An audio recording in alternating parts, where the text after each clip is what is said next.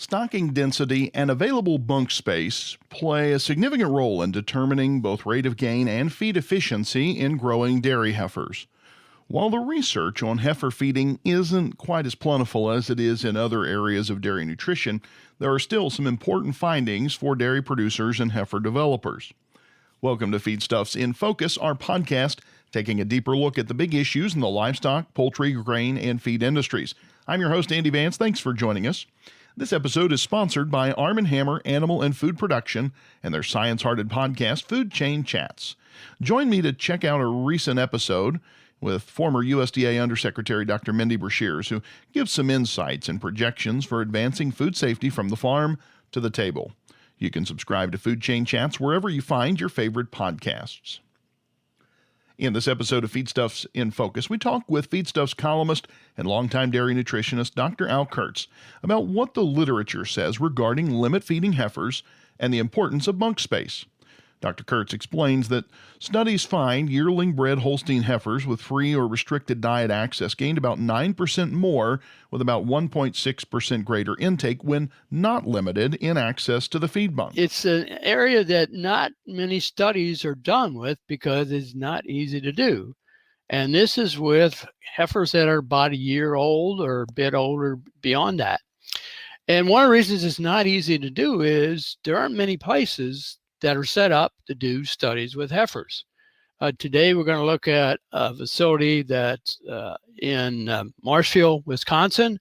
It's really part of the University of Wisconsin, as well as the USDA. And they have a setup to do studies with heifers, yearling or older heifers. And so we're going to take a look at that, but I wanted to give you some background as to why you don't see many studies done with heifers because of the numbers and the limiting facilities. So in today's study, they're looking at heifers that are about a year old, actually a little bit beyond that because they're about 1,000 pounds. But their facility has different groups. So the heifers are in groups of 8. So the experimental unit is 1. Well, it's an average of 8 heifers within that group. So they had 128 heifers. And with that number of heifers, there's some range in their body weight. There were 16 identical pens, and they were blocked by weight, so you don't have a bias. So the heaviest were about 1,080 pounds. And then there was a medium group of about 990, and then a lighter group of 923. And that's why you want to have them distributed across so that there's no bias in the body weight of those heifers. And then they had what we would call a 2x2. There were 4 treatments. 2 of them were simply whether they were restricted in their access to the bunks within that group or not restricted. And the other one was how much time did they have available before the feed was pushed up? As many of you may know, particularly with cows, if they're fed, like say in the morning, maybe they won't be fed again, but they'll come through and push up the feed towards the bunk so that it's more readily available to the cows. And so in this case, they were pushing up every hour and a half or every 3 hours. So those are the treatments, restricted or not in the bunk, and 1.5 to 3 hours between pushovers. Now, how do they restrict it? Well, each pen had 8 free stalls and 8 headlocks. So they didn't want to bias it by restricting the number of free stalls where the heifers lie down. So instead, they restricted it on the basis of blocking off 2 of the 8 feed bunks or headlocks. And that's how they did that. And then they did this for, I think it was 12 weeks. So you have a long period of time and then 128 heifers. The diet was a fairly straightforward diet. It was 60% alfalfa haylage and all but about a percent and a half of that was corn silage. So they only had supplement for the minerals and some of the vitamins, some of the key components. And that's not unusual, because that's another thing we can talk a minute about, how things have changed for the better raising heifers. I can remember when the heifers were literally thrown out in the back 40 acres and not much attention paid to them. So when you got closer to calving and brought them up, you may not find you had very good heifers, very well developed. That has progressively changed. At one time, it actually went to a phase where they were feeding free choice corn silage, and that created another problem, which was they got too fat. And then you had calving problems and all that. Now, if we have a problem with feeding heifers, it's that the forages, which are designed and fed to cows, so they are very high quality, may be too good for heifers. And so in some cases, if you're feeding heifers free choice, you want to add some bulk to it, like straw, to make it available. Heifers eat free choice without getting fat and over condition. So in this case, that was not a particular issue. So I'm going to look at some of the numbers. If you're following along online, you can see that. So the initial body weights averaged about 960 pounds across the board. Their dry matter intake averaged about 20 pounds. So there's a fairly high level of dry matter intake for these heifers. And then they measured hip width, hip height, heart girth, body condition score, the final body weight, and the daily gains and the feed convergence. And what they found was there wasn't too much difference as to whether the access was limited to the bunk space or pushed up twice a day. The average for those that had free access was their daily gain was 2.09 pounds. That's okay. It's a little on the high side, but if the body condition is not being changed, and it wasn't in this study, well, then you're doing okay, or the heifers are not getting fat. Now, when they restricted the feed bunk space, so 8 animals only had space for 6, the daily gain dropped. They dropped from 2.09 to 1.89. That's still okay because it's within that 1.8 to 2 pounds a day. But you can see that it's having some effect. And then when they pushed up more often, every hour and a half, 2.09. So that's still a little bit on the high side, but okay.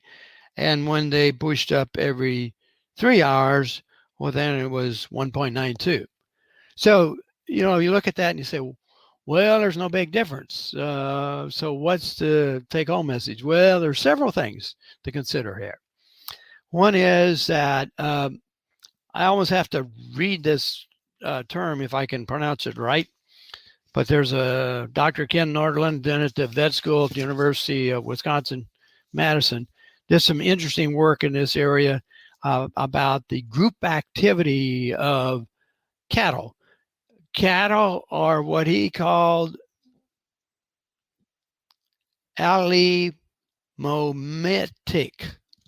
That means that they all want to do the same thing at the same time.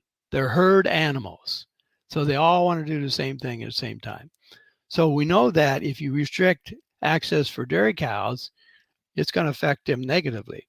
So in this case, you'll have to be concerned about this for heifers. And I had an interesting experience about 5 years ago. I got involved with a cow project in Uganda, and the fellow that I was working with there was a priest, and I was trying to educate him on some things about how you deal with herd animals like heifers. And so one day we were at a grazing dairy, and there was a group of heifers in a field, and they opened the gate to allow them to go into another field where there's a big concrete water tank. Now, what I noticed right away was there wasn't enough space for all the heifers to be around the concrete water tank at the same time. So, of course, the dominant ones got up there first and drank the water. And so I told the priest, I said, now watch this. And I was even surprised what happened. When the dominant ones got finished drinking and they went away, the other ones followed them. Now, probably not real thirsty, but it just shows you how much the group wanting to do the same thing at the same time can sometimes affect animals negatively. Now, if we go back to this particular study, then why wasn't there more difference? Well, one of the reasons there might not have been more difference, particularly on gain of height or increase, is that you have to know the pattern of height increase. And some years ago, I found that with heifers, they make 50% of their height increase in their first 6 months of life. Then only 25% in the next 6 months of life, and then only 25% in the next year of life before they have the first calf. So if you're trying to measure height increase in heifers that are over a year old, it's going to be very difficult because the incremental increase is very low. And so that was a factor in this particular study too. So if we kind of summarize then what all this means is we saw there's some marginal differences if you restrict the access to the bunk at the same time, even though they may all have access throughout the day, because another thing that happens is the first come, first serve. If you're feeding a TMR only once a day, whoever gets there first gets the best allocation of not only the amount, but they can select through and they will get the best amount. So those that get left over may have still some feed left, but it may be not the best feed because it's been picked through somewhat, and they like to pick through the better parts and leave the coarser, stemmier part. So this is kind of an example then of how you might interpret some of these results. And also, as we discussed, a reason why you don't find many studies with heifers, because you have to have adequate number without a broad range of weights and ages, and you have to have a good facility. You can watch Dr. Kurtz's full presentation via Feedstuffs 365, our virtual community and education platform. Dr. Kurtz joins us monthly to update us on some of the key important topics in dairy cattle nutrition. Those are all available via feedstuffs.com. As part of your Feedstuffs subscription, just go to feedstuffs.com and click on the link to Feedstuffs 365. This episode of Feedstuffs in Focus was sponsored by Arm & Hammer Animal and Food Production and their science-hearted podcast, Food Chain Chats. Subscribe to take a deep dive into important topics in animal and food production and food safety. You can find it wherever you find your favorite podcasts. I'm Andy Vance, and you've been listening to Feedstuffs in Focus. Thanks for joining us today. If you want to hear more conversations about some of the big issues affecting the livestock, poultry, grain, and feed industries, just subscribe to this podcast on your favorite platforms, including Apple and Google, or you can check out our website, feedstuffs.com, for future episodes. Until next time, have a great day, and thanks for listening.